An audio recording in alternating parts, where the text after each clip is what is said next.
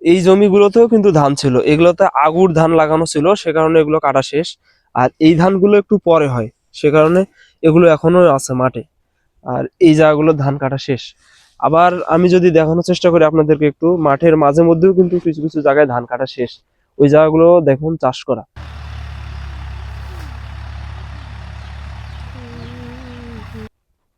এই চাষ করার কারণ হচ্ছে এই জমিগুলোতে সরিষা অথবা আলু লাগাইছে মানুষ।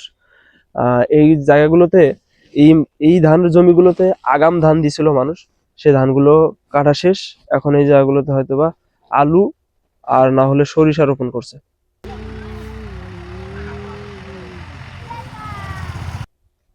আমাদেরও একটা জমি আছে যেটাতে আমরা ভুট্টা লাগাইছি, আমি আপনাদেরকে দেখাবো। এই যে এইখানে কিছু লোক ধান কাটতেছে, এই যে দেখুন ওইখানে কিছু লোক, এইখানে কিছু লোক, এরা এখন জিরা ধান চাষ, জিরা ধান কাটতেছে। এই যে এই ধানগুলো, এই ধানগুলো, এগুলো হচ্ছে জিরা ধান।